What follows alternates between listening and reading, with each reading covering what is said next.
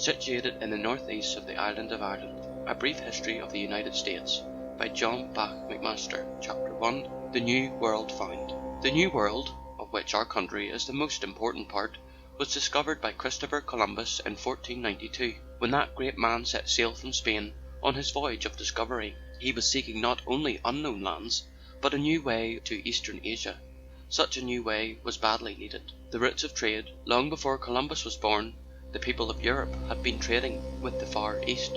Spices, drugs, and precious stones, silks and other articles of luxury were brought, partly by vessels and partly by camels, from India, the Spice Islands, the Cathay, China, by various routes, to Constantinople and the cities in Egypt, and along the eastern shore of the Mediterranean, where they were traded for the copper, tin, and lead, coral, and woolens of Europe, and then carried to Venice and Genoa, whence merchants spread them over all Europe. The merchants of Genoa traded chiefly with Constantinople, and those of Venice with Egypt. The Turks seized the routes of trade. While this trade was at its height, Asia Minor, from the Black Sea to the Mediterranean, was conquered by the Turks.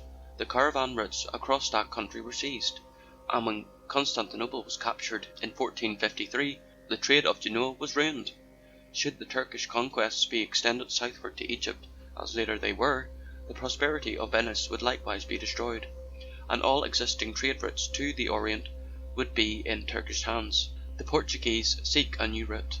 Clearly an ocean route to the east was needed, and on the discovery of such a route, the Portuguese had long been hard at work, fired by a desire to expand Portugal and add to the geographical knowledge of his day. Prince Henry, the navigator, sent out explorer after explorer, who, pushing down the coast of Africa, had almost reached the equator before Prince Henry died. His successors continued the good work. The equator was crossed, and in 1487 Dias passed the Cape of Good Hope and sailed eastward till his sailors mutinied. 10 years later, Vasco da Gama sailed around the end of Africa, up the east coast, and on to India, and brought home a cargo of eastern products. A way to India by water was at last made known to Europe. Columbus planned a route. Meanwhile, Christopher Columbus planned what he thought would be a shorter ocean route to the east. He had studied all that was known of geography in his time. He had carefully noted the results of recent voyages of exploration. He had read the travels of Marco Polo, and had learned that off the coast of China was a rich and wonderful island which Polo called Cipango. He believed that the earth is a sphere, and that China and Cipango could be reached by sailing about 2,500 miles due westward across the Atlantic. Columbus seeks aid. To make others think so was a hard task, for nearly everybody believed the earth to be flat, and several foreigners were appealed to before one was found bold enough to help him. He first applied to the King of Portugal, and when that failed, to the King and Queen of Spain. When they seemed deaf to his appeal, he sent his brother to England, and at last, wearied with waiting, set off for France. Then Queen Isabella of Spain was persuaded to act. Columbus was recalled, ships were provided with which to make the voyage, and on Friday, the 3rd of August, 1492, the Santa Maria, the Pinta, and the Nina set sails from Palos on one of the greatest voyages ever made by men, the voyage westward. The little fleet went first to the Canary Islands, and thence due west across the Sea of Darkness, as the Atlantic was called. The voyage was delightful, but every sight and sound was a source of new terror to the sailors. An eruption of a volcano at the Canaries was watched with dread as an omen of evil. They crossed the line of no magnetic variation, and when the needle of the compass began to change its usual direction, they were sure it was bewitched. They entered the great Sargasso Sea and were frightened out of their wits by the strange expanse of floating vegetation. They entered the zone of the trade winds, and as the breeze, day after day, steadily wafted them westward, the boldest feared it would be impossible to return. When a mirage and flights of strange birds raised hopes that were not promptly realized, the sailors were sure they had entered an enchanted realm. Land discovered. Columbus, who was above such fear, explained the unusual sights, calmed the fears of the sailors, hid from them the true distance sailed, and steadily pursued his way till unmistakable signs of land were seen. A staff carved by hand and a branch with berries on it floated by.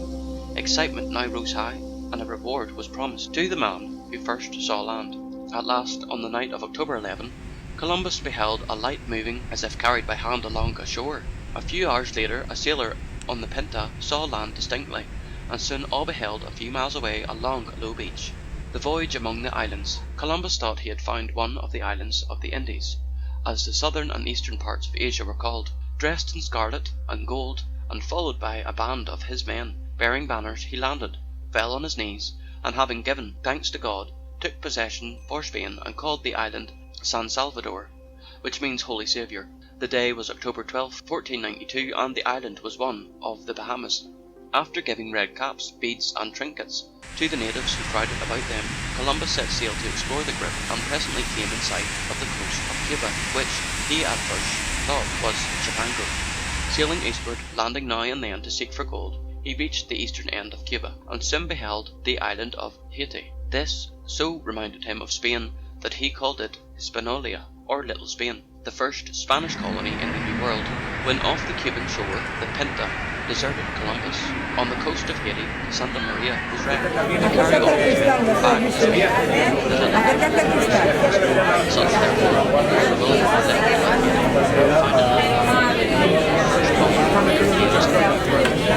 Let's stop Columbus, taking with him 10 natives and specimens of the products of the lands he had discovered. The voyage home. The Pinta was overtaken off the Haitian coast, but a dreadful storm parted the ships once more, and neither again saw the other till the day when, but a few hours apart, they dropped anchor in the haven of Palos, whence they had sailed 7 months before. As the news spread, the people went wild with joy. The journey of Columbus to Barcelona was a triumphal procession. At Barcelona he was received with great ceremony by the king and queen, and soon afterward was sent back with many ships and men to found a colony and make further explorations in the Indies. Other voyages of Columbus. In all, Columbus made 4 voyages to the New World. On the 2nd, 1493, he discovered Puerto Rico, Jamaica and other islands. On the 3rd, 1498, he saw the mainland of South America at the mouth of the Orinoco River. On the 4th, 1502 to 1504, he sailed along the shores of Central America.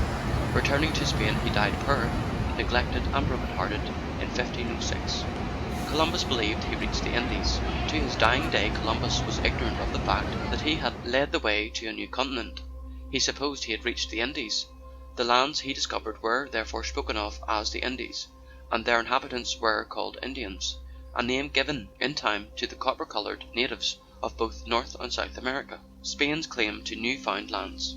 One of the first results of the discoveries of Columbus was an appeal to the Pope for a bull securing to Spain the heathen lands discovered, for a bull had secured to Portugal the discoveries of her mariners along the coast of Africa.